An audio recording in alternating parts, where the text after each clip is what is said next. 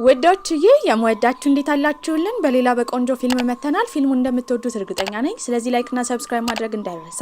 ከዛ ባሻገር ደግሞ ቪዲዮዎቻችንን በቪፒኤን በማየት ይበልጥ ማበረታታት ትችላላችሁ። ወደ ቪዲዮ ፊልማችን ሲጀምር ትዳሯ ላይ አዊ የሆነ ነገር እንደተፈጠረ ጠርጥራ ነበር። ባለቤቷ ካፔ ፍጹም ልዩ ጸባይ አምጥቶ ነበር። በዚህም የተነሳ እሱን የሚከታተሉ ሰዎች ካዘዘች በኋላ ታስመረምረዋለች። ውጤቱ በመጣበት ጊዜ ግን ደንግጣ ነበር። ከልጅነት ጊዜዋ ጀምሮ ህይወቷን ሲኦል ያደረገችባት ትምህርት ቤትን እንድትጠላ ካደረገቻት ኬረን ከተባለች የድሮ ጓደኛዋ ጋር ባሏ የፍቅር ግንኙነት ጀምሮ ነው። ታዲያ ወደ ትምህርት ቤት ህይወቷን እንመለሳለን። ገና ልጅ በነበረችበት ጊዜ ኬረን እንደ ቀልድ ነበር እሷ ላይ ማሾፍ የጀመረችው። በዚህም የተነሳ ግን እንደምንም ብላ አዊ በጣም ጎበዝ ተማሪ ስለሆነች ትምህርቷ ላይ ትኩረት ለማድረግ ትሞክራለች። አንዳንዴ ከጅዋጅዌ ላይ ገፍትራ ጭቃ ላይ ስትጥላት፣ አንዳንዴ ደግሞ እቃዋን እንዳለ እያነሳች ጭቃ ስትወረውርባት፣ ጫማ ውስጥ ቀለም ስታደርግባት፣ ይህን ሁሉ እያየች እርዳታ ለመጠየቅ መምህራን ጋር ብትሄድም መምህራንም ሆኑ ወላጆቿ የልጅ ቀልድ መስሏቸው ነበረ። ታዲያ ሃይስኩልም ትደርሳለች። እስከ ሃይስኩል ድረስ ህይወቷን ሲኦል እያደረገችባት ነበረ። አንድ ቀን ላይም ሃይስኩል ላይ የክፍሉን ጽዳት እየጠበቀች በነበረበት ጊዜ የሆነ ልጅ ይመጣና እንደሚወዳት ነበር የነገራት። አለባበሷ ዝርክርክ ነው። ወንድ አይን ውስጥ የምትገባ አይነት ሴት አልነበረችም። በዚህም ይሄ ልጅ እንዴት ወደደኝ ብላ ተጠራጥራ ልጁን ግን አብራው መሆን እንደማትችል ነበር የነገረችው። ያኔ ኬረን እና ግብረ አበሮቿ ይወጣሉ። በዚህም ኬረን እሷ ላይ ለማሾፍ የፈጠረችው ታሪክ እንደሆነ እንጂ ማንም ወንድ እሷን ዞር ብሎ ሊያት እንደማይችል እየነገረቻት ነበር። በጣም የሰለቻት አዊም አሁን ኬረን ያደረገችው ነገር ገደቧን እንዳለፈ እየነገረቻት ነበር። በዚህ የተነሳ ተማሪዎች እንዳለ እየሳቁባት ጥፋተኛ ያደረጉት አዊን ነበር። ኬረን እየደገፋት ነው። ኬረን እሷን ማወረድ አልበቃ ሲላትም በጥፊት መታታለች። እሷን ከቧት መምህሩ ባያቸው ጊዜ ለመጥራትም ለማናገርም አዊና ኬረን ጠርቷቸው ነበር። ታዲያ ኬረን ስቅስቅ ብላ መምህሩ ፊት እያለቀሰች አዊን ተማሪዎች እንደሚያገሏትና እሷን ለመርዳት እንደሞከረች ትናገራለች። አዊ ትክክለኛውን ነገር ለመናገር ብትሞክርም ቀደም ብላ ኬረን መምህሩ ደረት ላይ ተኝታ ማልቀስ ጀመረች። ያኔ መምህሩ ራሱ ዞር ብሎ አላያትም ነበር። በዚህም ከሃይስኩል እንደምንም ለመውጣትና ትምህርቷ ላይ ለመጠንከር ትሞክራለች። ታዲያ ወደ ኮሌጅ ትተላለፋለች። ኮሌጅ ውስጥ በነበረችበትም ጊዜ በጣም ጎበዝ ተማሪ ነበረች። ታዲያ እዛ የአስትሮኖሚ ትምህርት የሚማር አንድ ልጅ ጋር ይገጣጠማሉ። ልጁ ካፔ ይባል ነበር ስሙ። እንደተዋወቁ በጣም ይግባባሉ። በዚህም የተነሳ ኮሌጅ ውስጥ በጣም ተዋደው ከወጡ በኋላ ወዲያው ነበር የተጋቡት። ዳራቸው ግን ወዲያው ውጥንቅጡ ይፈርስ ጀመረ። ይህም ካፔ ይማግጥ ጀመረ። የሚማግጠው ደግሞ ከኬረን ጋር ነበረ። በዚህም እሱን ለማናገርና እጅ ከፍንጅ ለመያዝ ወደ መስሪያ ቤቱ በሄደችበት ጊዜ ደንበኞችን የምትቀበለው ኬረን ነበረች። ከህይወቷ እንድትወጣ የሃይስኩሉ እንደሚበቃት ታዲያ እንዳትበጠብጣት እየጠየቀቻት ነበረ። ኬረን ግን ትስቅባት ጀመረ። ከዛ ባሻገርም አጠገቧ ያለውን ጠርሙስ ከሰበረች በኋላ ልትጎዳት እንደሞከረች እያለቀሰች ኬረን ታስመስል ጀመረ።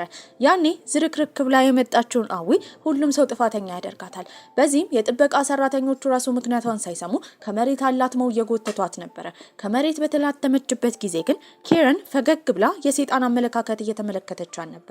ቤትም በሄደችበት ጊዜ ባሏ ይመጣል። ታዲያ መማገጡን እንዳወቀችበት በማወቅም ተንበርክኮ ይቅርታ እየጠይቃት ነበረ። ይቅርታ የሚጠይቃት ግን አብረን እንሁን ለማለት ሳይሆን ኬረንን በጣም ስለሚያፈቅራት እንዲለያዩ ነበር የጠየቃት። ይህንን ስትሰማ ትደነግጣለች። ታዲያ እሱም ሊፈታት ወስኗል። እሷም ሳትወድ በግዷ እሺ ማለት ነበረባት። እሱ ከቤቷ ከወጣ ጊዜ ጀምሮ ራሷን ለማግኘትና ለመጠንከር እየሞከረች እያለ አንድ ቀን ላይ ካፔና ኬረን ሊጋቡ ስለሆነ የሰርግ ጥሪ ካርድ ነበር የደረሳት። እንደ እብድ ትሆን ጀመረ። እስከዛሬ የገነባችውን ህይወቷን የብዙ አመቱን በቀላሉ ኬረን ቀምታት ነበረ። ከዛ ባሻገርም ህይወቷን እዚህ ያደረሰችው ውጥንቅጡን ያወጣችው ኬረን ነበረች። ከዚህ በኋላ እሷን ለመበቀል ነበር ያሰበችው። አጠገቧ የፕላስቲክ ሰርጀሪ የሚያደርጉ ሰዎች ፍላየር በተመለከተችበት ጊዜ ወዳው ሄዳ ፊቷን ተስተካከላለች። ከዛ ቀን ጀምሮ ራሷን ማስተካከል፣ አረማመዷን፣ አካሄዷን፣ አወራሯን የቆንጅዬ ቀበጥ ሴት ልጅ ማድረግ ጀምራ ነበረ። በግራዋ ስለምትጽፍ አሁን ማንነቷ እንዳይታወቅ በቀኟ ሁላ መጻፍ ጀመረች። በመቀጠልም እቃዋን ሰብስባ የሄደችው እነሱ የሚኖሩበት አካባቢ አንድ የአበባ መሸጫ ስላለ እዛ ለመቀጠር ነበረ። እዛ ለመቀጠር ያሰበችበት ምክንያት ካፔን ስትከታተለው ሁሌ ማታ ማታ ለኬረን አበባ ለመግዛት ወደዛ በተደጋጋሚ ስለሚመጣ ነበረ። በዚህም በመጣበት ጊዜ ያዘዘውን አበባ ትሰራለታለች። ፈገግ ብላ በደስታ ነበር የምትቀበለው። በቀጣይ ጊዜም ሆም ብላ የሄደችው እሱ ጊዜ ወደሚያሳልፍበት ባር ነበረ። ከተገናኙም በኋላ የአበባ መሸጫው ጋር እንደተዋወቁ በመናገር አጠገቡ ትቀመጣለች። ጠጥታውን ከጨረሱ በኋላ የወጡት ወደ ውጪ ነበረ። እሷም ኮሌጅ በነበረችበት ጊዜ የአስትሮኖሚ ውጪ ለመናፈስ በወጡበትም ጊዜ የአስትሮኖሚ ትምህርት እንደተማረች ትነግሯለች። ስለ ኮከብም እያወሩ የጋራ የሚያወሩት ነገር ስላገኙ ይበልጥ እየተግባቡ ነበረ። ድጋሚው ወደ ባር ይሄዳሉ። እዛ ቁጭ ብለው እያወሩ እየተጫወቱ ያኔ ካፔ ሚስቱ ነበር የመጣችው። ኬረንን ስትመለከታት የዘላለም ጠላቷን ፊት ለፊት ስታይ ምናልባት ከቁጥጥሯ ውጪ እንዳትሆን ራሷን ለማረጋጋት ወደ መጸዳጃ ቤት ትሄዳለች። ታዲያ ሰርጀሪ ያደረገ ማንነቷ ወደሷ ይመጣና እየከበባት የድሮ እንዳለፈ አሁን ሌላ ማንነት እንዳላትና እንድትጠነክር እየመከራት ነበረ። ራሷን ከመከረች በኋላ ውጪ ትወጣለች። በዚህም ኬረንን እንዳየቻት በጣም ቆንጆ እንደሆነች አለባበሷ እንደሚያምር በመናገር ታበረታታት ጀመረ። በዚህ የተነሳ እየተቀራረቡ ነው። በተለያዩ ቃላቶች እያቆለጳጰሰች ኬረን ከመውጣቷ በፊት ራሱ ስልክ እንዲለዋወጡ እንድታደርግ ማድረግ ችላ ነበረ። ታዲያ እሷ ልትወጣ ስትል ግን የባሩ ባለቤት ሚራይ ይጠራታል። በዚህም ሀሳቧ ምን እንደሆነ ነበረ ሲጠይቃት የነበረው። አዊም ፊቷ ላይ እንደሚነበብ ነበር የተረዳችው። በዚህም በጥንዶቹ መካከል ጣልቃ ልትገባ እንደሆነ ስለጠየቃት እሷ ግን ልጅቷን ዛሬ ገና እንዳየቻት በመናገር ጥላት ትሄዳለች። ታዲያ ግን የሰዎችን ፊት በማንበብ ችሎታው ተገርማ ነበረ። በቀጣይ ቀንም ተደዋውለው ከአዊ ጋር ይገናኛሉ። በዚህም ቁጭ ብለው እያወሩ ነበረ። አሁንም ግን ከእሷ ጋር ይበልጥ ጓደኛ መሆን ስላለባት አዊ በተደጋጋሚ ስለ ውበቷ ነበር የምትነግራት። በቀጣይ ጊዜም ኪፔ እሷ ጋር ከመጣ በኋላ የትዳር ቻቸው ክብረ በዓል እየደረሰ ስለሆነ አበባ አዘጋጅታ ለሚስቱ እንድትልክለት ነበረ ለአዊ ነገራት። እሷም እሺ ትላለች። ምርጫውንም ከተቀበለች በኋላ ይበልጥ እንዲያወሩ ስለ ጊፍቱን ፎቶ አንስታ እንድታሳየው ስልክ መለወጥ እንዳለባቸው ነበር የነገረችው። በዚህም ይለዋወጣሉ። በመቀጠል ግን ይህንን ስልክ የተጠቀመችው እሱ ስራ በነበረበት ጊዜ ድምጿን በመቀየር እነሱ የሚሰጡት አገልግሎት ላይ ችግር እንዳለ ነበር የተናገረችው። በዚህ የተነሳ ስራ አምሽቶ እንዲቆይ ነበር ያደረገችው። ታዲያ እሱም አምሽቶ ወደ ቤት በተመለሰበት ጊዜ ኪረን ተናዳ ነበረ። ትጮ ጀመረ። ዛሬ አመታዊ ባህላቸው ቢሆንም ስጦታ እንዳልሰጣት እየተናገረች ነበረ። ይህንን በሰማበት ጊዜ አዊ ስጦታው እንዳላዘጋጀች ነበር የተረዳው። ሁለቱ ሲጨቃጨቁ ግን ከሩቅ ሆና በማጉያ አማካኝነት እየተመለከተቻቸው ደስተኛ ሆና ነበረ። በቀጣይ ቀንም እሷን ለማውራት በሄደበት ጊዜ እያለቀሰች በኔትወርክ ችግር ምክንያት እንዳልደረሰላትና ይቅርታ ጠይቋለች። እሱም ችግር እንደሌለው ነበር ሲያሳውቃት የነበረው። ሁለቱ ቁጭ ብለው ተቀራርበው በሚያወሩበት ጊዜ ግን ሚራይ ተከትሏቸው ፎቶ አንስቷቸው ነበረ። ያንን ፎቶ በመያዝም አበባ መሸጫ ቦታ በነበረችበት ጊዜ እንዲያወሩ በዛ ፎቶ አማካኝነት ያስገድዳታል። እሱንም ለማውራት ወደ ባሩ ነበር ሄደችው። እሷም ግን ስትሄድ እሱ ጋር የድሮ ህይወቱን አጣርታ ነበረ።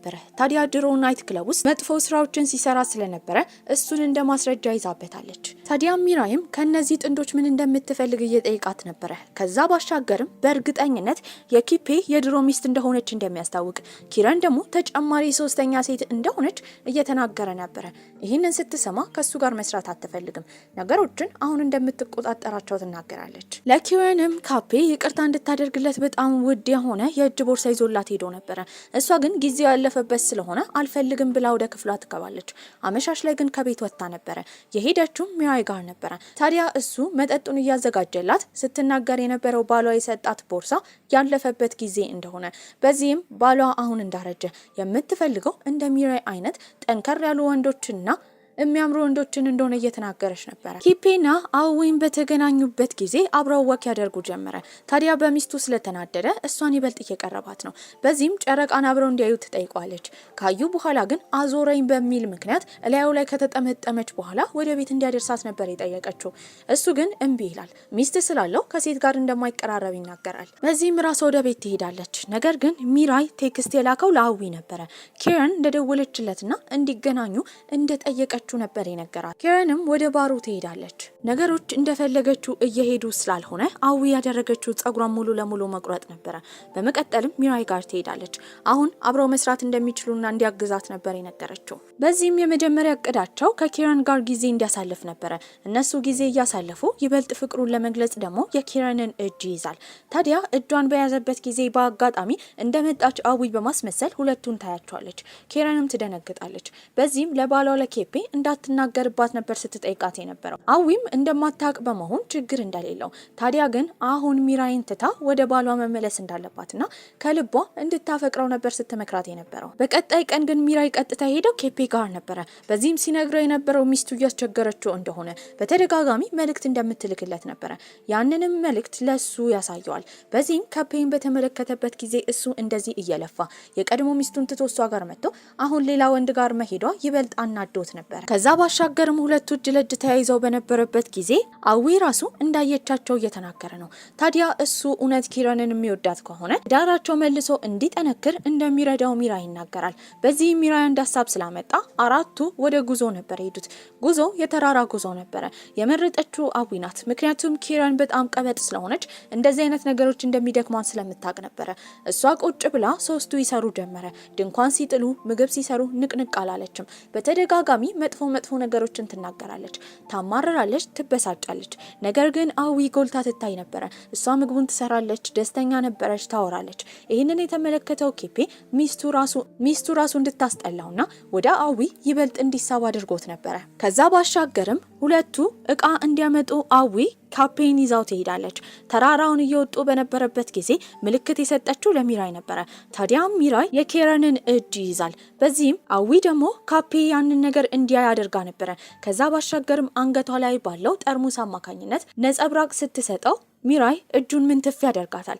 በዚህ ጊዜ ኪረን ሚራይን እየፈለገችው እንደሆነ ሚራይ ደግሞ እሷን እንዳልፈለጋት የሚያሳይ ትዕይንት ካፔ ሊመለከት ችሎ ነበረ። ያኔ ወዲያው እግሬን ወለም አለኝ አዊ ትል ጀመረ። በዚህም እነ ሚራይ እስኪመጡ ድረስ አብረው ቁጭ እንዲሉ ነበር የጠየቀችው። እሳት አንደውም ቁጭ ብለው ሰማዩን እየተመለከቱ ነበረ። ሚስቱ እያናደደችው እንደሆነ እንደማትንከባከበው እሱ ይናገራል። በዚህ ጊዜ አዊ የተናገረችው በጣም እንደምትወደው እሷ ልትንከባከበው እንደምትችል ነበረ። ሳያስበውም ግጥም አድርጋ ትስመዋለች። ታዲያ የሴቶችን ትኩረት ይበልጥ ማግኘት የሚፈልገው ካፔ መልሶ ስሟት ነበረ። በቀጣይ ጊዜያቶች ከኪረን እየደበቀ ከአዊ ጋር ጊዜያቶችን ማሳለፍ ጀመረ። ሚሬ ጋርም በመሄድ ሁለተኛ እቅዳቸውን እንዲያሳኩ ነበር የነገረችው። በቀጣይ ቀን ወደ ሆቴል ያሄደችው ከካፔ ጋር ነበረ። ጊዜ እያሳለፉ ነው። በዚህ ሚራይ በካፔ ቤተሰብ ስም ሆቴል እንዲከራይና ሁለቱ እንዲያድሩበት አዘጋጅተው ነበረ። ወዲያው ደግሞ ስልክ ቁጥሩን በመቀየር የደወለው ወደነ ካፔ ድርጅት ነበረ። ደንበኛ እንደሆነና ያንን ነገር ደግሞ ያስተካከለለት ካፔ እንደሆነ። ታዲያ ካፔ መጥቶ ነገሮችን ድጋሚ ካላስተካከለለት ሶሻል ሚዲያ ላይ ፖስት እንደሚያደርገውና የድርጅቱን ስም እንደሚያጠፋ ሚራይ ይናገራል። ታዲያ የስራ ባልደረቦቹ እሱን ማግኘት ሲያቅታቸው የደወሉት ወደ ቤት ነበረ። ያነሳቸውም ኪረን ናት። ስትናገር የነበረው ባሏ ለስራ ጉዞ እንደሄደ ነበረ። ይቃረንባቸው ጀመረ።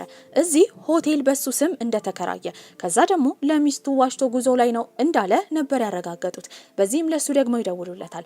አላነሳም ባለበት ጊዜ ግን አዊ እንዲያነሳና ችግር ሊሆን እንደሚችል ስለመከረችው ባነሳበት ጊዜ የት እንደሆነ ሲጠየቅ ውጪ እንደሆነና ለትንሽ ሰዓት እየጠጣ እንደሆነ ተመልሶ እንደሚመጣ ነበር የተናገረው። የስራ ባልደረቦቹም የተረዱት ከዚህ ቀደም ሚስት እንደነበረው ታዲያ እሷን ትቶ ሌላ ሚስት እንዳገባ አሁን ደግሞ ከሌላ ሴት ጋር እየማገጠ እንደሆነ ነበረ። በዚህም የሱ የስራ ባልደረባ በተግባሩ በጣም ስለተናደደ የተናገረው ለበላይ አካላቶች ነበረ። ታዲያ የበላይ አካላቶችን በቀጣይ ቀን ይጠሩታል። በዚህ አይነት ባህሪ እዚህ መስሪያ ቤት ውስጥ መስራት እንደማይችል ታዲያ ወይ ከዚህ መስሪያ ቤት ይባረራል፣ ካልሆነ ደግሞ ወደ አደገበት ከተማ ተዘዋውሮ እዛ ድርጅት ውስጥ ይሰራል። ይሄ ምርጫ ነበር የተሰጠው። በጣም አዝኖ ነበረ። ሄዶ ለኪረን ሲነግራትም እሷ ወደ ገጠራማ ከተማ መመለስ እንደማትፈልግ እዚህ ቤቱን እንደምትጠብቅና እሱ እዛ ሄዶ ስራ እንዲሰራና ደሞዝ እንዲልክላት ነበር የነገረችው። ምንም ማድረግ ስለማይችል በዚህ ሀሳብ መስማማት ነበረበት። አዊ ግን ይህንን ትሰማለች። ልክ እሷን ሲያማክራትም የተናገረችው ጠንክሮ ወደ ገጠራማ ከተማ መሄድ እንዳለበት፣ ሚስቱ ኪረን ከሱ ጋር መከተል እንደሌለባት፣ ታዲያ እሷ ራሷ አብራው እንደምትሄድና ነገሮችን ካዘጋጀ በኋላ እንደምትመጣ ትነግሯለች። በዚህ ተበረታቶ እሱ ወደ አደገበት ከተማ ለመሄድ እቃውን ሰብስቦ ይወጣል። ኤርፖርት ድረስ ከሸኘችው በኋላ ነገሮችን ሲያስተካክል እንዲደውልላትና እንደምትመጣ ነበር የነገረችው። ሀገር ሰላም ብሎ ወደዛ ይሄዳል። ነገር ግን ድርጅቱ የተከራየለትን ቤት ባየበት ጊዜ ውጪ ላይ ብዙ ጽሑፍ ነበረ። እሱ ሰውን እንደከዳ፣ አማጋጭ እንደሆነ፣ የበፊት ሚስቱን እንደጎዳ የሚያሳይ ብዙ ጽሑፎች ተጽፎ ነበረ። ይህንን ያደረገችው አዊ ነበረች፣ እሱን ለማናደድና እንዲያብድ ለማድረግ። ታዲያ እንደምንም ብሎ ያጸዳዳል። አጸዳድቶ ወደ ውስጥ ይገባል። በዚህ ጊዜ አዊ ገና ለገና ትመጣለች ብሎ ለሷ ስልክ ሲደውል ያንን ስልክ ማግኘት እንደማይችል የሚያሳይ መልእክት ነበር የደረሰው። በዚህ ምን ሆና ይሆን ብሎ ይጨነቅ ጀመረ። ኤዊ ግን ሀሳቧ ሌላ ነበር። እሱን ከዚህ ካስወገደች በኋላ ሚስቱን ይዛ ይበልጥ ለማሰቃየት በዚህም እንዳያገኛት የምትሰራበት የአበባ መሸጫን ራሱ ለቃ ወጥታ ነበረ። እሱ አሁን ስራውን አጥቶ ትልቅ ድባቴ ውስጥ ገብቶ ነበረ። በመቀጠልም በቀሏን የወሰደችው ወደ ኪረን ነበረ። ባሏ ስለሌለ እንዝናና ብላ ከጠየቀቻት በኋላ ይዛት የሄደችው ወደ ሚራይ ባር ነበረ። ሚራይ ግን የጠቆማቸው ካጠገባቸው የተከፈተ የውስኪ ባር እንዳለ ነበረ። እዛ እንዲሄዱ ይነግራቸዋል። እዛ በሄደችበት ጊዜ ኪረን በጣም የሚያማምሩ ወጣት ወንዶች ይከቧት ጀመረ። ያኔ ትኩረትን የምትፈልግ አይነት ሴት ስለሆነች ይህን ህይወት ትወደው ጀመረ። በየቀኑ የተሻለች ሀብታም ቆንጆ ሆና ለመገኘት ባንክ ውስጥ ያሉ ገንዘቦቿን አንድ ባንድ እያወጣች ወንዶቹን ለማግኘት ትሄድ ነበረ። አንድ ቀን ላይ ግን ቢሏን ትመለከታለች። ካወጣችው ገንዘብ ለወንዶቹ ከሰጠችው ገንዘብ እንዲሁም ለራሷ ከገዛዛቻቸው እቃዎች የተረፋት በጣም ትንሽ ብር ነበረ። ባሏ አስቀምጪ ያላትን ሁላ አጥፍታለች። እዚህም አልሄድም ብላ ባሰበችበት ጊዜ ፎቶ ፖስት ያደረገችው አዊ ነበረች። እዛ ካሉ ወንዶች ጋር ፎቶ ተነስታለች። ታዲያ አዊ ስትበልጣት መመልከት ያልፈለገችው ኪረን በጣም ውድ የሆነ ቀሚስ በብድር ትገዛለች። ያን ቀንም ቆንጆ ሆና የወንዶቹን ትኩረት ለማግኘት ሄዳ ነበረ። አዊ ከሩቅ ሆና እየተመለከተች ነገሩ እየተሳካላት እንደሆነ እያሰበች ነበረ። ቤትን በገባችበት ጊዜ ኪረን በጣም ብዙ ብድሮች ነበረባት። ባሏ ደግሞ የሚልክላት ገንዘብ በጣም ትንሽ ነበረ። ታዲያ ለሱ ትደውልና ለምን ገንዘብ እንደማይልክላት በተደጋጋሚ ይጠይቋል። እሱ በአሁን ሰዓት ያለው የአዊ ናፍቆት ነበረ። የትም ሊያገኛት ስላልቻለ ተጨንቋል። የራሱ ሚስት ደግሞ ለገንዘብ ነው የምትፈልገው። በዚህም ተናዶ ስልኩን ይዘጋባታል። ገንዘብ ያጣችው ኪረንም ልታማክራት አዊ ጋር ትሄዳለች። ታዲያ በሚያወሩበት ጊዜ ይህንን ጥያቄ እስክትጠይቃት አዊ እየጠበቀች ነበረ። ስትታይ ኪረን በጣም ቆንጆ ሴት እንደሆነች፣ ታዲያ እንደሷ አይነት ቆንጆ ሴቶችን የሚቀጥሩ ድርጅቶች እንዳሉና እዛ ሄዳ እንድትሰራ ነበር የነገረቻት። ስራው ለሀብታሙ ወንዶች ለአንድ ቀን ፍቅረኛ መሆን ነበረ። ታዲያ ግን አካላዊ ንክኪ ሆነ ያለፈ ነገር ምንም አይፈጠርም ነበረ። በዚህም ከሰውየው ጋር ካገናኛቻት በኋላ ሰውየውም በደንብ ያረጋግጥላታል። ኪረንም ከወንዶች ጋር ማደር እንደማትፈልግ አሳውቃ ነበረ። በዚህም ለመጀመሪያ ቀን የተገናኘችው በጣም ሀብታም ከሆነ ቆንጅዬ ረጅም ልጅ ጋር ነበረ። ልጁም ከሷ ጋር ቀኑን አሳልፎ እንደ ቲፕ የሰጣት በጣም ብዙ ብር ነበረ። ይሄንን ስታይ በዚህ ስራ ለመቀጠል ይበልጥ ትገፋፋለች። ነገር ግን ያ ልጅ ብዙ ገንዘብ እንዲሰጣት ልጁን ራሱ የቀጠረችው አዊ ነበረች። በቀጣይ ቀንም ከሌላ ወንድ ጋር ኪረን መውጣት ጀመረች። በመቀጠልም አዊ ወደ ክፍሏ ልትገባ ስትል ትክክለኛ ስሟ ተጽፎ ከባልና ሚስቶቹ እንድትርቅ ካልሆነ ግን ማንነቷን እንደሚያጋልጡ የሚያሳይ ደብዳቤ ነበር የደረሳት። ይህንን ስታይ በጣም ትደነግጣለች። ሰዎቹ የጻፉት የራሷን የድሮዋን ስም ነበረ። በዚህም ልታማክረው ሚራይ ጋር ነበረ ሄደችው። ሰዎቹ ሰርጀሪ ራሱ እንዳደረገች ስላወቁ ለሱ ሁሉን ነገር እያስረዳቸው ነበረ። ታዲያ የነገረችው ሰርጀሪ እንዳደረገች ባሏ ኬፔ እንደነበረ እንደማገጠባትና ከኪረን ጋር እንደተጋባ ነበረ። በዚህ አጋጣሚ ሚራይም የራሱን ታሪክ ይነግራታል። እናትና አባቱ በጣም እንደሚፋቀሩ፣ ከቆይታዎች በኋላ ግን አባትየው ሲማግጥ እሱና እናቱ እጅ ከፍንጅ እንደያዙት፣ በዚህ የተነሳ እናትና አባቱ እንደተለያዩ፣ እናቱ በድንጋጤ የተነሳ የአእምሮ በሽተኛ እንደሆነችና አንድ ቀን ቤት በሚገባበት ጊዜ ራሷን አጥፍታ እንዳገኛት፣ በዚህም የተነሳ ትዳርን መበጥበጥ የሚፈልጉ ሴቶችን በጣም እንደሚጠላና እሷን ለመቀላቀል ያሰበው ለዚህ እንደሆነ ይነግራታል። ምክንያቱም የድሮ ባሏን እንድታስመልስ። ያንን ማስፈራሪያ ደብዳቤ የጻፈው ሰው በእርግጠኝነት ከኪረን አጠገብ ሊሆን የሚፈልግ ሰው ስለሆነ ኪረንን ለመከታተል ነበር ያሰበው። ታዲያ ሚራይ የማመጣው ሀሳብ ከሷ ጋር እንድትገናኝና እሱ ደግሞ ማን እንደሚከታተላቸው እንደሚያጣራ ነበረ። በዚህም ያን ቀን አዊ ከኪረን ጋር ጊዜ ብታሳልፍም ምንም ለየት ያለ ሰው ግን ሲከተላት አልነበረም። ወደ ባሩ በተመለሰበትም ጊዜ ሚራይ ለሱም ደብዳቤ ተቀምጦለት ነበረ ከባለ ትዳሮቹ እንዲወጣ፣ ካልሆነ ግን የሱንም የድሮ ማንነት እንደሚያጣሩ የሚያሳይ ነበረ። በዚህም ያንን እያነበበ ይጠረጥር ጀመረ። ታዲያ ከኪረን አጠገብ የሆኑ ሰዎች ካልሆኑ በእርግጠኝነት ኬፔን የሚወዱ ሴቶች ይሆናሉ ብለው ነበር ያሰቡት። ቀጣይ ዓላማ ምን መሆን እንዳለበት እያሰበች በነበረበት ጊዜ ኪረን ትደውልላታለች። ስትነግራት የነበረው ከዚህ በላይ ገንዘብ እንደማያስፈልጋትና ባሏ ወደዚህኛው ድርጅት እንደተዘዋወረ ፍቃድ እንዳገኘና ተመልሶ እንደሚመጣ ነበረ። አዊ ይህንን ስትሰማ ትደነግጣለች። ኬፔ ተመልሶ ስለሚመጣ እነሱን ደግሞ የሚያስፈራራቸውን ሰው ማንነት ለማወቅ በአንድ ድንጋይ ሁለት ወፍ ለማድረግ ነበር ያሰቡት። በዚህም የተነሳ እሱ ወደ ድርጅቱ በተመለሰበት ጊዜ ሊያወራ የሄደው ሚራይ ነበረ። ሲነግረው የነበረው አዊ ለሱ ቪዲዮ እንደላከችለት፣ በዚህም የሆነ ነገር እንደተፈጠረባት ነበረ። ያንን ቪዲዮ ሲያሳየውም ስታወራ የነበረው የሆነ ሰው በተደጋጋሚ እየተከታተላት እንደሆነ፣ ከሱና ከሚስቱ እንድትርቅ፣ ከዛ ባሻገር ደግሞ እንደሚገላት ስላስፈራሯት ደብዳቤም ስለደረሳት ከሱ ለመራቅ እንደወሰነች ነበር ስትናገር የነበረው። ይህንን በሰማበት ጊዜ እሱ ድርጅት ውስጥ የጠረጠራቸው 3 ሴቶች ነበሩ። በዚህም 3 ሴቶቹን በአይነ ቁራኛ ይመለከታቸው ጀመር። ለደህንነቷ ስትል አዊ ራሷን ስለደበቀች ለሱ ደግሞ ሁሌ ስለምደውልለት ሚራይ ከዚህ በኋላ አዊና ኬፔ እንዲገናኙ መሀል ላይ የሚያገናኛቸው ሰው እንደሆነ ነግሮት ነበረ። ወደ ቤት ገና ለገና ባሌ ይመጣል ብላ ምግብ ሰርታ ብትጠብቀውም ኬፔ ግን መጀመሪያ የጠየቃት ክሬዲት ካርድ ውስጥ ያሉ ገንዘቦች የት እንደሄዱ ነበረ። አስቀምጪ ያላትን ብር ራሱ አጥፍታለች። በዚህም ምናልባት ባሌ ከጠየቀኝ ምን ብዬ ልመልስ ስትል አዊ አንድ ምክር መክራት ነበረ። እሱንም ለባሏ ትናገራለች። ለጓደኞቿ ልብስ በሚገዙበት ጊዜ ያን እንደከፈለችላቸው እነሱ ግን ከትንሽ ቀን በኋላ መልሰው እንደሚከፍሏት ነበረ የፈራችው ኬረን የተናገረችው። እሱም እሺ ብሎ ያምናታል። በቀጣይ ቀንም ባሏ ሳይጠረጥር ገንዘብ ማግኘት እንዳለባትና መመለስ እንዳለባት በማሰብ ከዚህ በኋላ ከሌሎች ወንዶች ጋር ጊዜ ለማሳለፍ ነበር ያሰበችው። እንደምትሞላው እርግጠኛ በመሆንም በአሁኑ ልታገኘው የቻለችው ወንድ ግን ድሃ ነበረ። ከዛ ባሻገርም እንድትስመው ነበረ ሲጠይቃት እምቢ ትላለች። ታዲያ የስራ አስኪያጁ ጋርም በመሄድ ከሀብታም ወንድ ጋር እንድታገናኛቸው ትጠይቃለች። እንደሚያገናኟትም ይናገራሉ። በቀጣይ ቀን ያጋጠማት ሀብታም ወንድ ደግሞ ወደ ሆቴል ክፍል እንዲሄዱ፣ ታዲያ እዛ ቡናና ሻይ ብቻ እንደሚጠጡ ነበር የነገራት። እሷም እሺ ትላለች። እየጠጡ ነበረ። ሲነግራት የነበረው 500 ያን እንደሚሰጣት፣ ነገር ግን እሱን ለማድረግ የሰራተኛ ቀሚስ እንድትለብስ ነበረ። እሷም ግድ ብሩን ማግኘት ስላለባት ብቻ እሺ ብላ ቀሚሱን ትለብሳለች። ከቆይታዎች በኋላ ደግሞ ሰውየው ወደ አልጋው ነበር ይጣላት።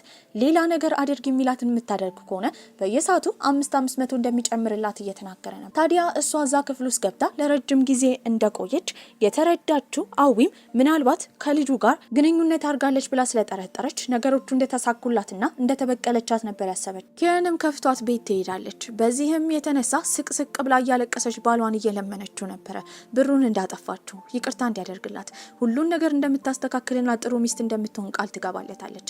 የሚወዳት ኬፔም እሺ ብሎ እድል ሰጥቷት ነበረ። በዚህም እንደተለመደው የሰይጣን አሳሳቋን ነበረ ኬረን ይሳቀችው። ለነ አዌም ድጋሚ ደብዳቤ ተልኮላቸው ነበረ። ይሄም ከባለ ትዳሮቹ እንዲርቁ ካልሆነ ግን በቀጣይ ቀን ማንነታቸውን እንደሚናገሩ የሚያሳይ ደብዳቤ ነበረ። በዚህም እዛ ካሉ 3 ሴቶች መካከል ኬፔ ሴቶቹን እንዲቆጣጠር፣ በዚህም ለአንዷ ሴት ስልክ እንደሚደውል፣ በዚህም በቀጣይ ቀን እነዚህ ደብዳቤ የሚልኩላቸው ሰዎች ልክ ስልክ ሲደውሉላቸው ለአንዷ ሴት ስልክ እንደሚደውሉ፣ ታዲያ እሷ ስልክ ተይዟል ካለ ልጅቷ እሷ ትሆናለች ብለው ነበር ያሰቡት።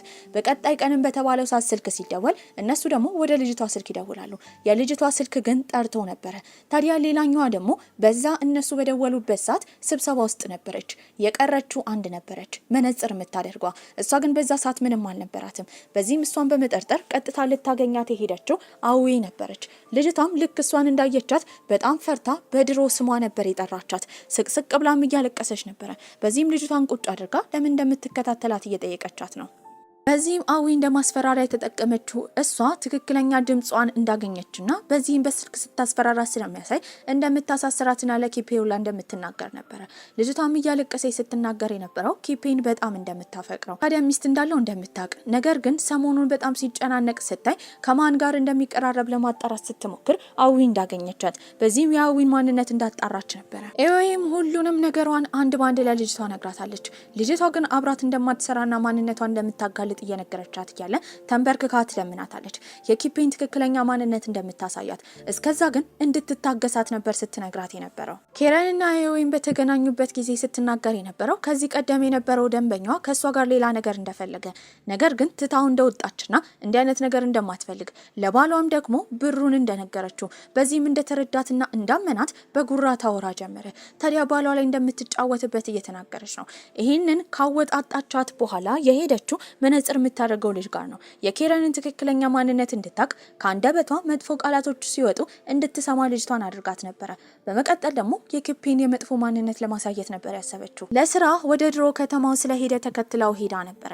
በዚህም ቁጭ ብለው በሚያወሩበት ጊዜ ሲናገር የነበረው ለሚስቱ የመጨረሻ እድል እንደሰጣት አልቅሳ እንደለመነችው ነበረ። ኤወይም ይህን ስትሰማ ስቅስቅ ብላ ታለቅሳለች። እስካሁን እንደተጠቀመባት፣ ታዲያ ለምን አሁን ከሚስቱ ጋር መመለስ እንደፈለገ እንደምትለየው ኤወይ ትናገራለች። ትሞክራለች። ነገር ግን እሱ ለማቀፍና ለማረጋጋት ይቀርባታል። በዛ ሰዓትም ሊስማት ፈልጎ ነበር። ትታገለው ጀመረ።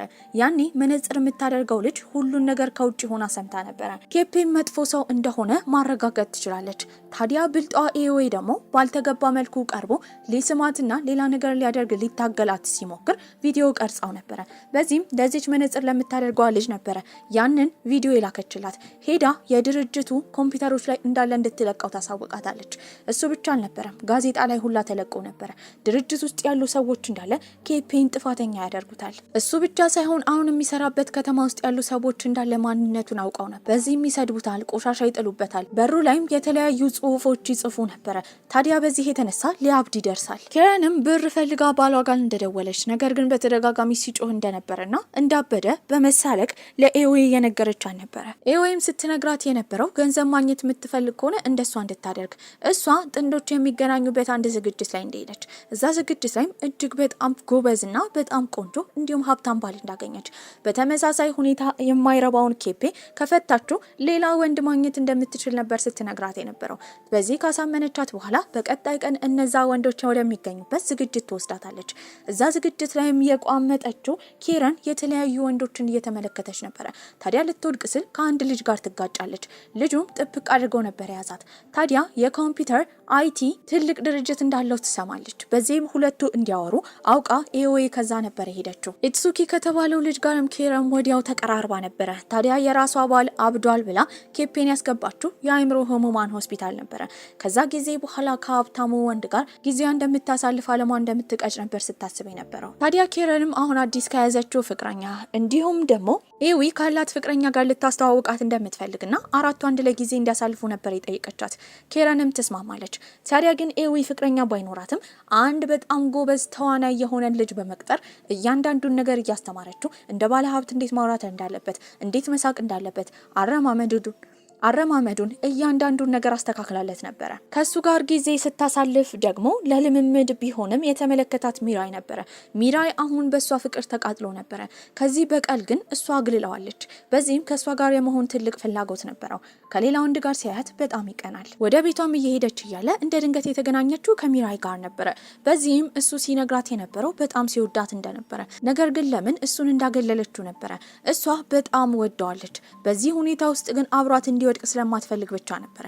ካወራት በኋላ ጥሏት ሊሄድ ሲል እጁን መንካት ፈልጋ ነበረ። ነገር ግን እጁን ልትነካ አልቻለችም። አራቱም አንድ ላይ ጊዜ ለማሳለፍ በተገናኙበት ጊዜ አስመሳይ ባህሏን ኤኦዌ በተደጋጋሚ እያደነቀችው ነበረ። የሰጣትንም በሀገሪቷ ውስጥ አንድ ብቻ የሚመረተውን ቦርሳ እያሳየች ኪረን እንድትጓጓ እያደረገቻት ነበረ። ታዲያ ኤኦዌ ስለ ባሏ ስታወራ መቀራረባቸው፣ አንድ ላይ አወራራቸው፣ ሁሉ ነገራቸው ደስ ይል ነበረ። በጣም የቀናችው ኪረንም ተናዳ ራሷን ለማረጋጋት ወደ መጸዳጃ ቤት ትሄዳለች። ታዲያ አዲሱ ፍቅረኛዋም ተከትሏት ነበረ። እሱንም የጠየቀችው ከዛ እንዲወጡ ነበረ። በዚህም እነሱን ተሰናብተው ይሄዳሉ። በሄዱበት ጊዜ ሊፍት ውስጥ ግጥም አድርጋ ልጁን ትስመዋለች። ያን ቀንም ከዛ ልጅ ጋር ኪረን አድራ ነበረ። ኤኦዌም ስትናገር የነበረው ኪረንን ባገኘቻት ጊዜ አትሱኪ የተባለው አሁን ያገኘችው ወንድ እሷን ለትዳር ይሁን ለመጠቀም እንደሚፈልጋት ለማጣራት እሷ እንድትደበቅ በተደበቀችበት ጊዜ ኤኦዌ ደግሞ ልጁ እንደምታወራው እንደምታናዝዘውና ትክክለኛ ፍላጎቱን ኪረን እንደምትረዳ ነበር የነገረቻት። በዚህም እሺ ብላ እሷ ትደበቃለች። ሁለቱ ቁጭ ብለው በሚያወሩበት ጊዜ ኪረንን ለምን እንደሚፈልጋት ትጠይቋለች። እሱም ሊያገባት እንደሚፈልግና እንደሚወዳት ተናግሮ ነበረ። ይህንን ቆንጆ መልስ የሰማችው ኪረንን በደስታ ትሄዳለች። እሷ ከሄደች በኋላ ግን ኤኦዌ ቶሎ ብላ ልጁን ታማልለው ጀመረ። ልጁን በደስታ አቀፍ ያደርጋታል። ሲናገር የነበረው ኪረን በሄደችበት ጊዜ ከእሷ ጋርም ጊዜ ማሳለፍ እንደሚችል ነበረ። አራቱ ጥንዶችም አንድ ላይ እየተራመዱ በነበረበት ጊዜ ተዋናይ የሆነ ባሏ ለአንድ ትንሽዬ ሱፐር ማርኬት ማስታወቂያ እየሰራ ፖስተሩ ተለጥፎ ነበረ። በዚህ ስራው ምን እንደሆነ እና አትሱኪ ይጠይቁታል። ልጁን በጣም ይደናገጣል። ሁሉ ነገር አበቃልኝ ብላ አዌ ተጨንቃ ነበረ። ታዲያ ልጁ ጥፋቱ እንዳለ ወደ ራሱ ለማድረግ ነበር ያሰበው። በዚህም የተቀጠረ ፍቅረኛ እንደሆነ ሊናገር አልፈለገም። ሲናገር የነበረው ራሱን ማንነቱን ቀይሮ ኤኦዌን ብቻ ስለወደዳት እንደተናገረ እንጂ ሀብታም እንዳልሆነ ነበረ። በዚህም ይቅርታ ጠይቆ ኤኦዌን እንለያይ ብሎ ጥሏት ይሄዳል። እሷ ስትሸነፍ የተመለከተችው ኪረን በጣም ደስ ብሏት ነበረ። ኤኦዌም ልጁን ተከትላ ታመሰግናለች ስላላዋረዳት። ታዲያ እሱም እስከዛሬ ልትከፍለው የሚገባውን ገንዘብ አሁን ነገሩን ስላበላሸው መክፈል እንደማይገባት ይነግራታል። እና አትሱኪንም ይዛ ኤኦዌ የሄደችው ሚራይ ጋር ነበረ። አብረው እየጠጡ ነው። በዚህም ኬረን ስትናገር የነበረው አዊ ፍቅረኛ እንደነበራትና ነገር ግን ደሃ እንደሆነና አሁን እንደተጣሉ እየተናገረች ነው። ይሄንን የሰማው ሚራይ የበቀል ነገሯ እንዳይበላሽባት ሊረዳት እንደሚፈልግ ይናገራል። አሁንም እዛው ጥንቅጥ ውስጥ ልታስገባው አልፈለገችም። በዚህም እሷ ሀሳብ እንዳላትና ጣልቃ መግባት እንደሌለበት ትነግረዋለች። ቀጥታ የሄደችው የአትሱኪ ሚስት ጋር ነበረ። ታዲያ ሚስት እያለው ነበረ ከኬረን ጋር እንደዚህ የሚሆነው። በዚህም እሱ ጋር ከሄደች በኋላ ለጋዜጠኞች መግለጫ እንድትሰጥ ልጅቷን ታበረታታታለች። ልጅቷም ተስማምታ መግለጫ ትሰጣለች። በዚህም የተነሳ አትሱኪ የተባለው ታዋቂ ሰውዬ እስካሁን አብሯቸው የሆኑ ሴቶች እንዳለ ፎቶቸው ፖስት ተደርገው ነበረ። ከነሱ መሀልም ኬረን ነበረች። አይኗ ላይ ሰረዝ ቢደረግም ፊቷ ግን ያስታውቅ ነበረ። በዚህም ኬረን ራሱ በጣም ፈርታ ነበረ። የድሮን በሚታይበት ጊዜ የአትሱኪን ሚስት ያገኘቻት ለመጀመሪያ ጊዜ ጥንዶች ወደሚገኙበት ቦታ ስትሄድ አንድ ሰውዬ አይኗን ይስባል። እሱም አትሱኪ ነበረ። 3 ሴቶችን ይዟል። ነገር ግን ከአኳኋኑ ሚስት እንዳለው ያስታውቅ ነበረ። እሱም በመከታተል ሚስቱን ታገኛታለች። ታዲያ ሚስቱ ደግሞ በተደጋጋሚ የምትደበደብ በጣም አዛኝ ሴት ነበረች። በዚህም እሱ በጣም ያሰቃያታል። ከዛ ባሻገርም ያገባት ለገንዘቧ ነበረ። ገንዘቧን ከወሰደና በራሱ ስም ካደረገ በኋላ አሁን እንደ ባሪያ ነበር የሚያሰቃያት። ልጅቷ ራሷን ልታጠፋ ስትል ያስቆመቻት አዊ ነበረች። በዚህም እንደምትረዳትና እንዳትጨናነቅ ነግራት ነበረ። አትሱኪም ጋዜጣዊ መግለጫው ከወጣ በኋላ ህይወቱ ቀውሶ ነበረ። ሽያጩ ራሱ በጣም ቀንሷል። ታዲያ ሚስቱንም ለመምታት በተዘጋጀበት ጊዜ ሚስትየው በንዴት ስትናገር የነበረው አሁን በህግ ከለላ ውስጥ እንደሆነችና ሊነካት እንደማይችል ነበረ። ከዛ ባሻገርም የፍቺ ወረቀት ሚስቱ ትሰጠዋለች። ይህንን የተመለከተው አትሱኪ ሚስቱ እንደዚህ አይነት ጠንካራ ሴት እንዳልነበረች ከጀርባዋ የሆነ ሰው እንዳለ በማሰብም ታዲያ እስካሁን የደወለቻቸውን ስልኮች ተላላኪው እንዲያጣራለት ነበር የነገረው። ጋዜጣዊ መግለጫው ላይ የወጣው ፎቶ ላይ ፊቷ ስለሚታይ እየተጨናነቀችው ኬረንም ይበልጥ አዊን እያማከረቻት ነበረ። በዚህም አዊ የተናገረችው አሁን እሷ ችግር የሆነባት ከኬፔ ጋር መጋባቷ እንደሆነ እሱ እንድትፈታው ስሟንም እንድትቀይር ከዛ በኋላ ስላላገባች ከፈለገችው ወንድ ጋር 1-2 መያዝ እንደምትችልና እንደፈለገች መሆን እንደምትችል ነበር ስትመክራት የነበረው። በዚህም ትስማማለች።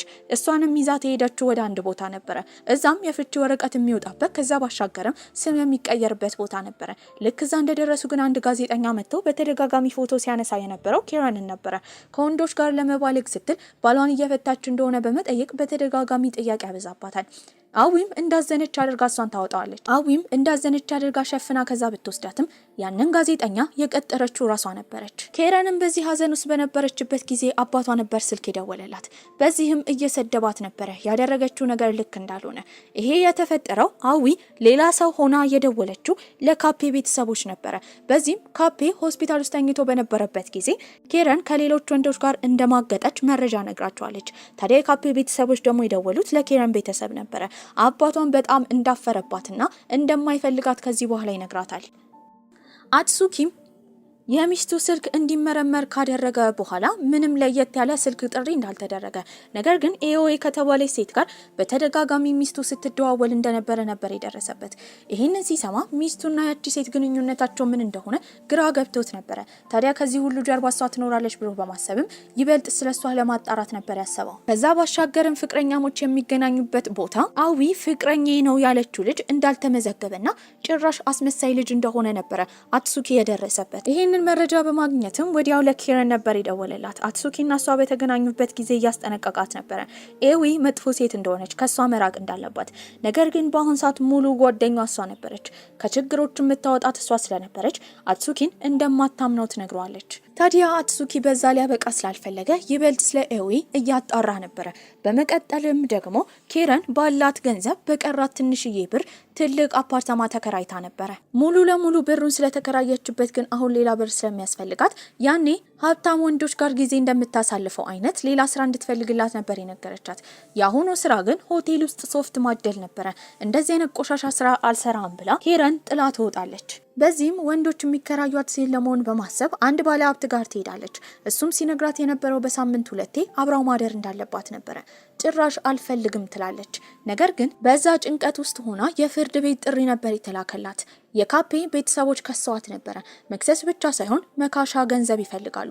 አሁን ያላትን ገንዘብ እንዳለ ቤት ስለተከራየችበት ከየት ላምጣ የሚል ጭንቀት ውስጥ ገባለች። በዚህም ከሀብታሙ ሰውዬ ጋር ማደር ጀመረች። እሱም ደህና ገንዘብ ይሰጣታል።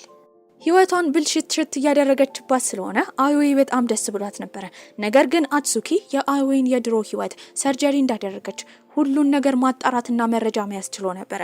በዚህም ቀጥታ እሷ ጋር ሄዳል። ያስፈራራት ጀመረ። ስሙን በጋዜጣ እንዳጠፋችው እንዲስተካከል እንደምታደርግ፣ ከዛ ባሻገር ደግሞ ከሱ ጋር እንደምታድር፣ ያኔ ይቅርታ እንደሚያደርግላት ነበር ሲነግራት የነበረው። ተላላኪውም ወሬያቸውን ስለሰማ አትሱኪን እውነት ከአዮዌ ጋር ማደር እንደሚፈልግ ይጠይቀዋል። አትሱኪ ግን ሲናገር የነበረው እሷን ፎቶ ራቁቷን ለማንሳት እንደፈለገና ሁሌ እንዲያስፈራራትና እግሩ ስር እንድትሆን ለማድረግ እንዳሰበ ነበር የተናገረው። የአትሱኪ ተላላኪ ደግሞ እሱ ያሰበውን ሀሳብ የተናገረው አትሱኪ ለፈታችው ሚስቱ ነበረ። አትሱኪን ለፈታችው ለቀድሞ ሚስቱ ነበረ። ያቺ ልጅ ደግሞ አዮዌ ስለረዳቻት ቀጥታ ይሄንን መረጃ ሄዳ የተናገረችው ለሚራይ ነበረ።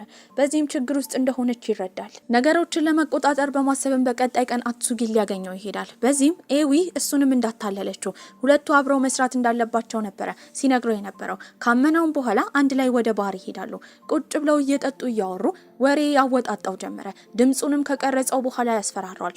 ሚራይ ሲናገር የነበረው ይህን ድምጽ ይፋ እንደሚያደርገው፣ አሁን ባለበት ደረጃ ውጥንቅጡ እንደሚጠፋ፣ ሊያሳስረው ሁላ እንደሚችል፣ አሜሪካ ሄዶ የአይቲ ስራ መስራት እንደሚፈልግ፣ ታዲያ ወንጀለኛ የሆኑ ሰዎችን የአሜሪካው ድርጅት እንደማይቀጥር ስለሚያውቅ እንዲጠነቀቅና ከአዮዌ እንዲርቅ ነበረ ሚራይ ያስጠነቀቀው። አትሱኪም ምንም ማድረግ ስለማይችል ሳይወድ በግዱ ተስማምቶ ነበረ። ነገሩን ካስተካከለው በኋላ ለሷ ይደውልላታል። ከተገናኙ በኋላ የተፈጠረባትን ችግር እንዳስተካከለ መልሳ ወደ ህይወቷ እንድትመልሰውና በቀሉንም ሊቀላቀላት እንደሚፈልግ ሚራይ ይናገራል። እንደሚወዳት ቢነግራት ራሱ ግን አሁንም ፍቃደኛ አልነበረችም። ራሱን እንዲጠብቅና ነጻነት ያለው ህይወት እንዲኖር በመናገር ጥላው ትሄዳለች። አዮዌ ኬረንን ለብር ብላ ገላዋን የምትሸጥ ሴት አድርጋት ነበረ። ከዚህ በላይ በቀል ስለሌለ ማንነቷን እያንዳንዱን ነገር አዮዌ ለኬረን ትነግራታለች። ያኔ ያገለለቻት ሴት እንደሆነች በሰርጀሪ እንደዚህ እንደሆነችና ከዚህ በኋላ ልደርስባት እንደማትችል ነበረ። ከዛ ባሻገርም እሷ ከኤሌመንተሪ ትምህርት ቤት ጀምሮ እስከ አሁን ድረስ ያደረገቻትን ነገር በመጽሐፍና በፎቶ ማስረጃ አድርጋ መጽሐፉን አሁኑኑ ለህዝብ እንደበተነችው ነበረ አዮዌ ስትናገር የነበረው። ታዲያ ሁሉም ሰው ያ መጽሐፍ ይደርሷል። እሷ ብቻ ሳትሆን ኬረንም እንደ እብድ ትሆን ጀመረ። ታዲያ አዮዌ ያንን መጽሐፍ ራሱ ለኬፔ ልካለት ነበረ። ኬፔም በተመለከተበት ጊዜ እስካሁን አዮዌ ናት ብሎ ያሰባት ሴት የቀድሞ ሚስቱ እንደሆነች ባየበት ጊዜ እንደ እብድ ይሆን ጀመረ። ታዲያ ያንን ወረቀት እየቀደደ ይበላል። አይምሮንም ሙሉ ለሙሉ ስቶ ነበረ። ኬረንም ከዛ ጊዜ ጀምሮ በሄደችበት ሁላ ሰው ሁሉ ያገላል። ጋዜጠኞችም ያለማቋረጥ ይከታተሏት ነበረ። አንድ ቀን ላይም አባቷ ይደውላል። መጀመሪያ በካፔ ሁኔታ እንዲከሰሱ እንዳደረገች፣ አሁን ደግሞ ሰው በማግለል ላይ የተነሳ ከዚህ በኋላ ልጃቸው እንዳልሆነችና ስሟን እንደሚሰርዙ አባቷ ይናገራሉ። የካፔ ቤተሰቦችም ተጋብተው የሚኖሩበትን ቤት ወስደውባት ነበረ። ታዲያ አሁን የምትበላበት ገንዘብ እንኳን የላትም። እዛ አፓርትማ ስትከራይ ደግሞ ያላትን ገንዘብ እንዳለ ሰጥታለች። በዚህ ምን ማድረግ እንዳለባት ግራ ከብቷት ነበረ። ወደ ድሮ ቤት ለመሄድ ብታስብም ጋዜጠኞች በቦታው ነበሩ። በቀጣይ ቀንም እንደምንም ብላ እዛ ከሄደች በኋላ ያሏትን እቃዎች እንዳለ በመሸጥ ምግብ ሁላ ልትበላ ችላ ነበረ። ከዛ ባሻገር ደግሞ የኬፔ ቤተሰቦች ከከሰሷት በኋላ 2 ሚሊዮን ያን እንድታመጣ ነበር የተፈረደባት። በዚህም ገላዋን ወደ መሸጥ ህይወቷ ነበር የተመለሰችው። ታዲያ ከአንድ ባለ ሀብት ጋር ታድራለች። ሰውየውም ድጋሚ መጥቶ አብሯት እንደሚያደር ጠይቋለች። እሱ ግን ፎቶ ላይ በጣም እንደምታምር እንደዚህ ስትታይ ግን አሮጊት እንደምትመስል ነበር የነገራት። ይህንን ስትሰማ እንደ እብድ ትሆናለች። ሁልጊዜ ከልጅነት እስከ እውቀት በውበቷ ስትደነቅ የነበረች ሴት ነበረች። ፊቷንም በመስታወት ስታየው ጥውልግልግ ብሎ ነበረ። ጸጉሯም ከጭንቀት የተነሳ አንድ ባንድ እየረገፈ ነው። ሕክምናም ለመውሰድ ነበር ያሰበችው። ነገር ግን ኦንላይን ስትገባ ስለሷ እያወራች የነበረችው አዮዌ ነበረች። ሁሉም ሰው እሷን እየደገፋት ነው። ያኔ ኮሜንት ማድረግ ኬረን ጀመረች። ከድሮ ጀምሮ እሷ መልሳ እንዳሰቃያቻትና እሷ ፖስት ያደረገችው መጽሐፍ ውሸት እንደሆነ ነበረ። ይህንን ሲሰሙ ሰዎች ግራ ይጋቡ ጀመረ። ታዲያ ያንን ፖስት የምታደርገው እሷ እንደሆነች ባወቀችበት ጊዜ ፊት ለፊት ተገናኝተው እንዲያወሩ ነበረ ኬረንን ይጠይቀቻት። ኬረንም ትስማማለች። እሷንም ልታገኛት ቀነ ቀጠሮ እንደያዘች የሰማው ሚራይ እሷን ብቻዋን ማግኘት አደጋ ሊሆን ስለሚችል አብሯት መሄድ እንደሚፈልግ ይነግራታል። እሷ ግን እምቢ ትላለች። ህይወቱን በሰላም እንዲኖር ነበረ አሁንም ስትመክረው የነበረው። አዮዌም ደውላ ለኬረን የሚገናኙበትን ሰዓት እየነገረቻት ነበረ። ገና ለገና ኬረን ትፈራለች ብላ አዮዌ ብታስብም በጣም ተረጋግታ በመሳቅ ነበረ ኬረን ስታወራ የነበረው። ይሄንን ያደረገችው እንደዚህ የሆነችው ኬረን ከአንድ ወንበዴ ጋር ተመሳጥራ እሷን ልታስወግዳት ስለተዘጋጀች ነበረ። መረጋጋቷን ያየችው ኤዊም የሆነ ነገር እንዳለ ጠርጥራለች። ታዲያ ኬፔንድሮ ላይ ከምትወደው መነጽር ከምታደርገው ልጅ ጋርም ተገናኝታ ራሷን እንድትጠብቅ ልጅቷ እየነገረቻት ነው። ጥሩ እድል የሚያመጣም አንድ ጌት ትሰጣታለች። እሺም ብላ ኤዊ ትቀበላለች። ታዲያ መንገድ ላይ እየተራመደች በነበረበት ጊዜ ግን ሁለት ሰዎች አግተው መኪና ውስጥ ያስገቧታል። መኪናውን ስትነዳ የነበረችው ኬረን ነበረች። የወሰዷትም ወደ አንድ አስፈሪ ስፍራ ነበረ። እዛም ካሰሯት በኋላ ኬረን ስትናገር የነበረው ለሰው እንደሸጠቻት፣ ታዲያ አሁን እሷን የሚረዳት ሰውዬ ጋር በማደር ብቻ እሷን እንዲጎዳላት እንዳዘዘች ኬረን በኩራት እየተናገረች ነው። ሰውየው ግን ኤዊ ፊት ላይ አንድ ነጥብ እንኳን እንዲኖር አልፈለገም። ምክንያቱም እሱም ለባለ ሀብቶች ሊሸጣት ፈልጓልና። ሴቶቹ እንዲያወሩ በወጣበት ጊዜ ኬረን ስትናገር የነበረው ላይቭ ላይ እንድትገባና ኤዊ እስካሁን ያወራችው ወሬ እንዳለ ውሸት እንደሆነ እንድትናገር ነበረ። ሌላኛው ደግሞ ሚራይ ነበረ። ታዲያ ለሱም አንድ የቪዲዮ መልእክት ነበር የገባለት። እሱንም ቀጠሮ አሲዛ ያንን ቪዲዮ አስቀምጣው ነበረ። ታዲያ በተባለው ሰዓት ተመልሳ ካልመጣች ወይ ደግሞ ይሄንን ቪዲዮ ካላጠፋችው ችግር ደርሶባት ሊሆን እንደሚችል በጣም እንደምትወደውና ጥሩ ህይወት እንደምትመኝለት የሚያሳይ ቪዲዮ ከኤዊ ደርሶት ነበረ። ይህን በሰማበት ጊዜ እየሮጠ ሊያገኛት ይሄዳል። ታዲያ ኬረንም በራሷ ስልክ ልትቀርጻት ነበረ። ኤዊ ግን ፖሊሶች በሷ ስልክ ከቀረጸች ያለችበትን ቦታ ስለሚያውቁ ቀጥታ እንደሚመጡ ባይሆን በራሷ ስልክ እንድትቀርጻት ነበረ ኤዊ ሀሳብ ያመጣችው። እሷም እሺ ብላ ቦርሳ ውስጥ በምትገባበት ጊዜ ቢላ ታገኛለች። ያንን ቢላ እንዳገኘችን በንዴት እንደምትገላት ኬረንን ለመግደል ኤዊ ያንን ቢላ ይዛ እንደመጣች በመናገር እያስፈራራቻት ነበረ። ያኔ ያስቆማት የተቀጠረው ወንበዴ ነው። ልክ እሱ ሰውዬ እንደመጣ ኤዊ የአይምሮ ጨዋታ ትጫወትበት ጀመረ። ከፈታትና ኬረንን ካስወገደላት 2 ሚሊዮን ያን እንደምትሰጠው ትናገራለች። በዚህም ገንዘብ ወዳዱ ሰውዬ ኬረንን በጥፊ ከመታት በኋላ ኤዊን መፍታት ችሎ ነበረ። ታዲያ ኬረንን ታስራታለች። ታዲያ ኬረንን ታስፈራራት ጀመረ። አሁን ባላት ውበት እንዲሁም በአኳኋኗ ማንም ወንድ እንደማይፈልጋትና እንዳረጀች እየነገረቻት ነበረ። ኬረንም ከንዴቷ የተነሳ ስለቱን ይዛ ልትወጋት ስትል ያ ወንበዴ ይታገላት ጀመረ። የሚታገላት ኤዊን ለማዳን ሳይሆን ኤዊ ገንዘብ ስለምትሰጠው ነበረ። በዚህ ጊዜ ከሰውየው ጋር ስትታገል ሳታስበው በጩቤው ትወጋዋለች። ይህንን እንዳየችን በጣም የተናደደችው ኬረን ህይወቷን ያመሰቃቀለችው ኤዊ ስለሆነች እሷን ለመውጋት ነበር የተነሳችው። በሰዓቱ ግን የደረሰው ሚራይ ነበረ። እሱም በስለት ይወጋል። በዚህም ያለችበትን ቦታ እንዴት እንዳወቀ እየጠየቀችው ነበረ። ሲናገር የነበረው መነጽር በምታደርገው ልጅ አማካኝነት ጌጥ እንደሰጣት፣ ታዲያ ዛ ጌጥ ውስጥ ደግሞ አቅጣጫ መቆጣጠሪያ እንደገጠመበት ነበር የተናገረው። በዚህም እስካሁን ላጠፋችው ጥፋት በቁጥጥር ስር የዋለችው ኬረን ነበረች። ብዙ አመት እስር ቤት ውስጥ ቆያለች። ነገሮች እንደተስተካከሉላት በቀሏን እንዳሳካች የተረዳችው ኤዊ ደግሞ አሁን የምትኖርበትን ቤት ሁላ ጥላ ወጥታ መኖር የጀመረችው ከሚራይ ጋር ነበረ። ባሩንም አንድ ላይ ያስተዳድራሉ። አሁን በጣም የሚዋደዱ ፍቅረኛሞች ነበሩ። ታዲያ ኤዊም ህይወቷን ወደፊት እየመራች ነው። አሁን ላይ ደስተኛ ነበረች። በዚህ ቆንጆ አስተላለቅን ፊልማችን እዚህ ላይ አብቅቷል። ደህና ቆዩልኝ።